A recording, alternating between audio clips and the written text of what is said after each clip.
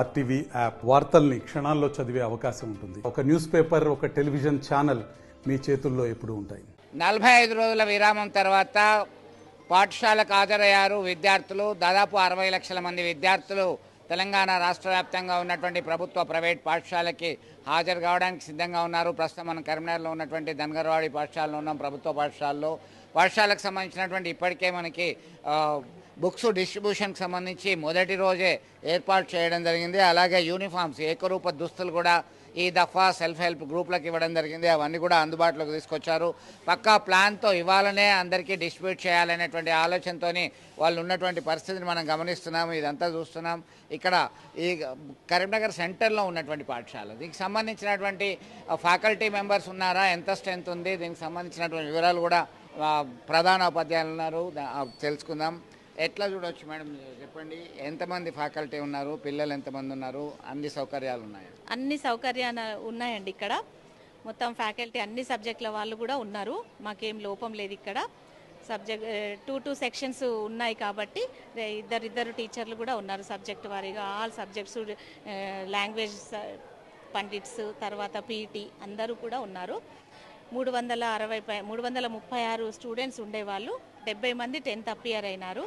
93.5% result వచ్చింది.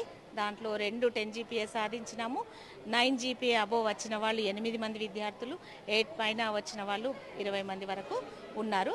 మంచి results ఉన్నాయి. మాకు అన్ని సౌకర్యాలు ఇక్కడ ఉన్నాయి. కానీ ఒక వాష్రూమ్స్, తర్వాత స్వీపర్, స్కావెంజర్ ప్రాబ్లం మాత్రం చాలా ఎక్కువ ఉంది. ఇక్కడ ఒకటి ఆవరణ శుభ్రం చేయడానికి ఎంసీకి వాళ్ళు వస్తారన్నారు, కానీ వాళ్ళైతే రావట్లేదండి. ఎప్పుడు మేము ఈ బడిబాటలో భాగంగా అన్ని స్కూల్స్ విజిట్ చేయడము, స్ట్రీట్స్ విజిట్ చేయడానికి మా టీచర్స్ అందరూ వెళ్ళినారు. అయితే ఈ పాఠశాల ఆవరణ మాత్రం పరిశుభ్రత, పర్యావరణం విషయంలో మా పిల్లలతోటే మేము చేయించుకోవడం జరుగుతుంది ప్రతిసారి. మంచి డ్రింకింగ్ వాటరు, తర్వాత కిచెన్ షెడ్ ఫెసిలిటీ ఇవన్నీ ఉన్నాయి. ఆర్ఓ ప్లాంట్ తోటే డ్రింకింగ్ వాటర్ ఇస్తాం మేము.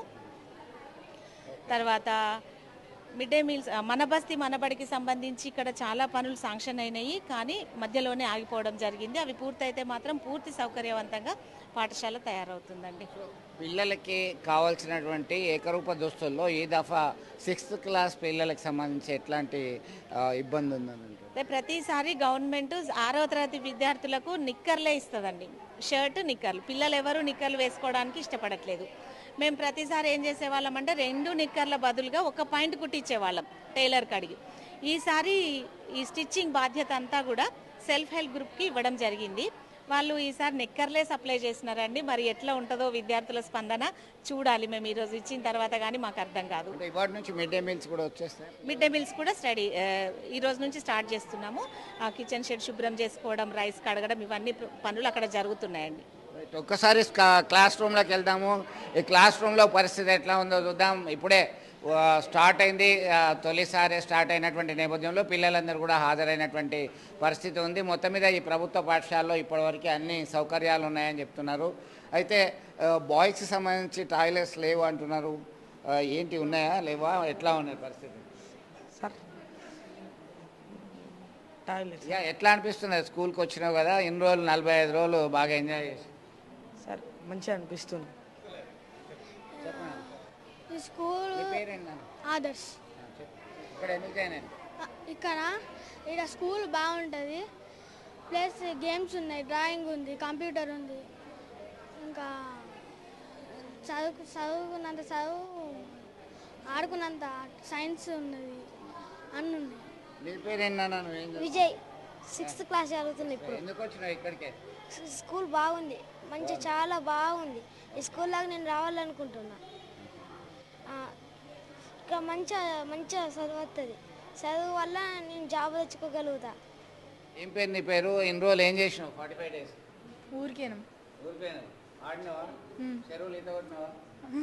ఏం చేసినావు? క్రికెట్ ఆడినా. ఎట్లా అనిపిస్తుంది? స్కూల్ ఫస్ట్ డే కదా, మళ్ళీ ఫస్ట్ డే బాగా అనిపిస్తుంది. ఫ్రెండ్స్ అందరినీ మళ్ళీ చూసినట్టు అనిపిస్తుంది. ఇవాళ కొంచెం అందరితో ఎంజాయ్ అయ్యే బుద్ధి అవుతుంది ఫ్రెండ్స్.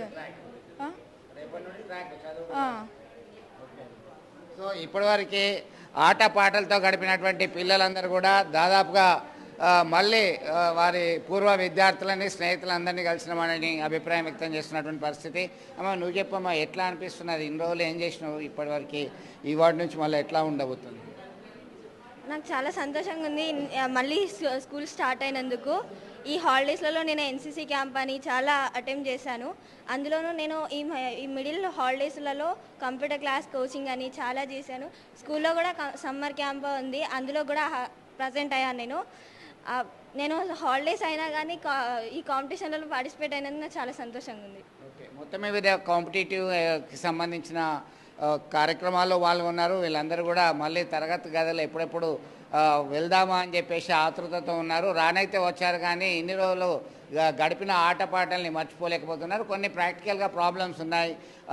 పాఠశాలకు సంబంధించినటువంటి ఆవరణ పరిశుభ్రం చేయడానికి కావచ్చు, స్కావెంజర్స్ కొరత, ఇంకా ఇతర కింది స్థాయి సిబ్బంది కొరత ప్రభుత్వ పాఠశాలని వేధిస్తున్నటువంటి పరిస్థితి. దీని మీద ప్రభుత్వం దృష్టి పెట్టాల్సినటువంటి అవసరం ఉంది. అలాగే 6th క్లాస్లో ఎంటర్ అయినటువంటి పిల్లలకు కూడా ప్యాంట్స్ ఇచ్చేవాళ్ళు గతంలో, అయితే ఇప్పుడు నెక్కర్లు ఇస్తున్నారు. ఆ నెక్కర్లు వేసుకోవడానికి కూడా కొంత ఇబ్బంది ఉన్నదనేటువంటి అభిప్రాయం సమాచారం మనకు అందుతున్నటువంటి పరిస్థితి. మొత్తం మీద ప్రభుత్వ పాఠశాలని మరింత మెరుగైనటువంటి సౌకర్యాలు కల్పించి ఉన్నత విద్యను అందించడానికి ఈ ప్రభుత్వం ఖచ్చితమైన చర్యలు తీసుకొని ఒక చిత్తశుద్ధితో పనిచేయాల్సినటువంటి అవసరం ఉంది అనే అభిప్రాయం వ్యక్తమవుతుంది. వీడియో జర్నలిస్ట్ సుమంత్తో కలిసి చంద్రశేఖర్, RTV, కరీంనగర్ నుండి. మరిన్ని వీడియోస్ కోసం ఛానల్ ని సబ్స్క్రైబ్ చేయండి. లేటెస్ట్ అప్డేట్స్ కోసం వాట్సాప్ ఛానల్ ని ఫాలో చేయండి. అండ్ లింక్ డిస్క్రిప్షన్ లో ఉంది.